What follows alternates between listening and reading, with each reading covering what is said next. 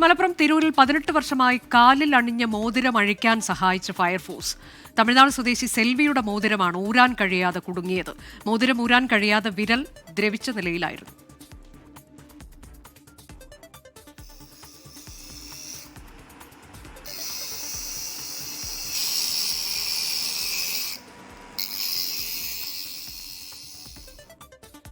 Sameer bin Kareem വിവരങ്ങളുമായി. സമീർ, ഇവിടെയും രക്ഷകരായത് fire force ആണ്. അവർക്ക് എന്തൊക്കെ ഉത്തരവാദിത്തങ്ങളാണല്ലേ?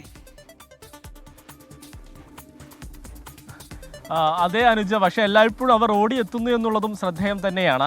ഈ കഴിഞ്ഞ ദിവസമാണ് ഈ സംഭവം നടക്കുന്നത്. ഈ തമിഴ്നാട് സ്വദേശിയായ സെൽവി കഴിഞ്ഞ ഒരുപാട് വർഷമായി ഈ മലപ്പുറം തിരൂരിലാണ് താമസം. അങ്ങനെ കഴിഞ്ഞ ദിവസമാണ് ഇവരുടെ 18 വർഷം മുൻപ് ധരിച്ചിരിക്കുന്ന കാലിൽ ധരിച്ചിരിക്കുന്ന ഈ മോതിരം ഊരേണ്ട ഒരു സാഹചര്യം ഉണ്ടായത്. ഇവരുടെ കാലിന് ദ്രവിച്ച് അതൊരു അസുഖമായി അല്ലെങ്കിൽ രോഗമായി മാറുന്ന ഒരു സാഹചര്യം ഉണ്ടായതോടുകൂടിയാണ് സെൽവി ഈ മോതിരം തന്നെ ഊരാൻ ശ്രമിച്ചത്. പക്ഷേ ഒരു തരത്തിലും ഈ മോതിരം അവർക്ക് സ്വയം ഊരാൻ കഴിയാത്തൊരവസ്ഥയുണ്ടായി. പിന്നാലെയാണ് തിരൂർ ഫയർഫോഴ്സ് ഓഫീസിലേക്ക് ഈ ദ്രവിച്ച കാലുമായി അവർ എത്തുന്ന ഒരു സാഹചര്യം ഉണ്ടായത്.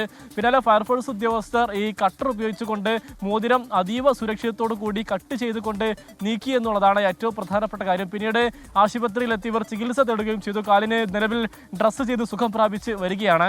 കാലിന് ഒരു പോറൽ പോലും ഏൽക്കാതെയാണ് ഈ തിരൂരിലെ ഫയർഫോഴ്സ് അതീവ സുരക്ഷിതത്തോടു കൂടി മോതിരം അടിച്ച് ഒരു രക്ഷകരായി മാറിയത് എന്നുള്ളതാണ് ഏറ്റവും പ്രധാനപ്പെട്ട കാര്യം. അനുജ, തിരൂരിലാണ് 18 വർഷമായി കാലിലണിഞ്ഞ മിഞ്ചി എന്നാണ് അതിന് പറയുന്നത്, മോതിരം എന്നല്ല. അത് അഴിക്കാൻ സഹായിച്ചത് ഫയർഫോഴ്സ് ആണ്. തമിഴ്നാട് സ്വദേശി സെൽവിയുടെ മോതിരം ഊരാൻ കഴിയാതെ പിന്നീട് അത് വിരലിന് പ്രശ്നമാകുന്ന തരത്തിലേക്ക് എത്തുമ്പോഴാണ് അത് ഊരുന്നതിനായി അവർ ശ്രമം നടത്തിയത്. അത് സാധിച്ചില്ല. ഉടൻ തന്നെ ഫയർഫോഴ്സ് ഉദ്യോഗസ്ഥർ എത്തി കാലിന് അല്ലെങ്കിൽ വിരലിന് ഒരു പ്രശ്നവുമില്ലാതെ അവർ മോതിരം മിഞ്ചി ഊരിയെടുക്കുകയായിരുന്നു.